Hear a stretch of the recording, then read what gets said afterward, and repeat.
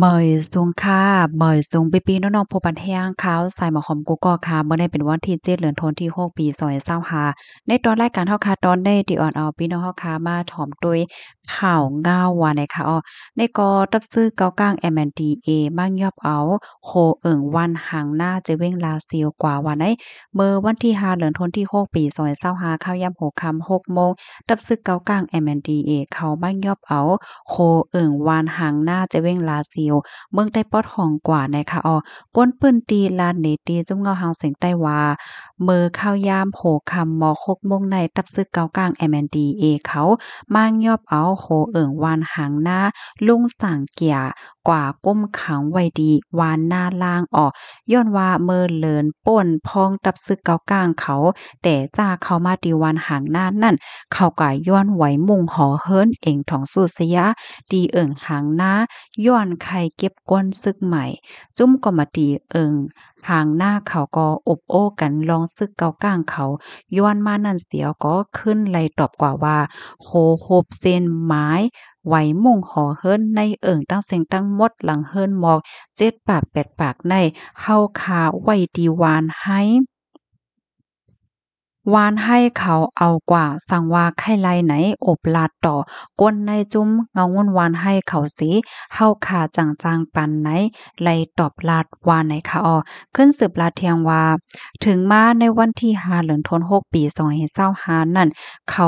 เอาไล่หลีเหย่ามายอบเอาโคเอิงกว่าเสใจให้ลูกน้องมัน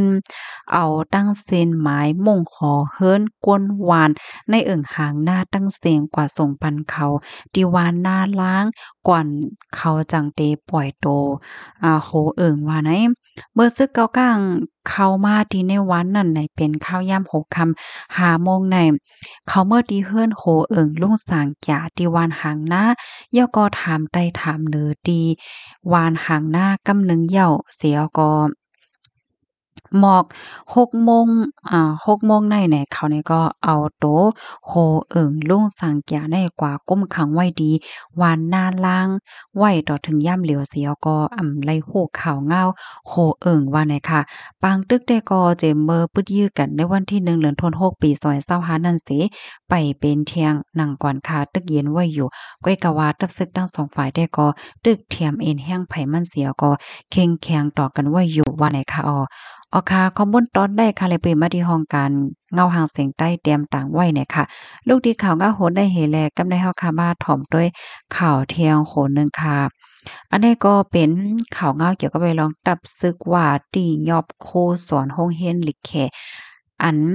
ปราบแกมสั่งสอนลูกเรียนว่าจังไหนโพคานปากตับซึกว่าโอ้หยี่ล้านลาดว่าย่ามเหลียวของการฝ่ายแดบตัดตลาดตับซึกว่าตึกแจดถามโคสอนลิกแขที่โรงเรียนลิกแขอันมีเนเจอเว้งปางย่างเจดอนเมืองเลินนาหลินก้มกำตับซึกว่านั่นย้อนเพราะว่ามั่นใจเลยเฮ็ดให้ปราบแกมสั่งสอนลูกเรียนดีในห้องเรียนนั่นเฮ็ดให้เมื่อวันที่6เดือนธันวาคมปี2025เมื่อวานได้ไล่หันเงาหางเสียงอันหนึ่งจอดแพเหนอสื่อตรงวงไล่หันว่าโคสอนลิกแขก่อนหนึ่งปราบแกมลูกเรียนอันคึดลิกจ้อมไลลิกดีในห้องเรียนว่าเฮ็ดจังได๋คะโอ้งี้ร้านสืบลาดเทียงว่าเกี่ยวกับไปลองนั่นเสียก็ไล่ติ่งยับไว้โคสอนอันปราบแกมลูกเรียนไว้ยาวตึกเตปันตามตั้งพิษมันอยู่ว่าไหนคะรับซึกว่าเตปันตามตั้งพิษจึงหืออันว่านั้นแต่ก็ไปไล่โหย่อยมันไหนคะข้อมูลตอนนี้ก็ค่ะเลยไปมาดีของการข่าวเงาหางเสียงใต้ออกไว้นะคะลูกดินในเฮแลลูกดีในเสียกอในค่ะนะมีข่าวแทงตอนหนึ่งค่ะเนาะเมื่อวันที่6เดือนธันวาคมปี2025ค่ะข้าวยามกลางค่ำ9โมงไป10นิดค่ะมีหมักแตกโพงเฮาแห้งติวานลงค้างกุ้ง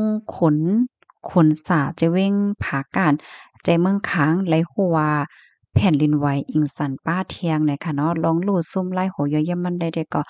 ไลโฮเนี่ยเขาอันนี้ก็ย้อนน้อมอีกหนึ่งค่ะแค่พางมันค่ะก็ไลเอามาเหนป้าเนี่ยค่ะนะไล่โหยอย่ำมันประวัติไลโฮแทงจังหือเนี่ยก็ที่เอามาสืบเปิ้นแผ่เปิ้นพี่น้องค่ะกว่าอยู่ในข่าวเพราะว่าเฮาคำว่าด้วยข่าวเงาโหในค่ะนะ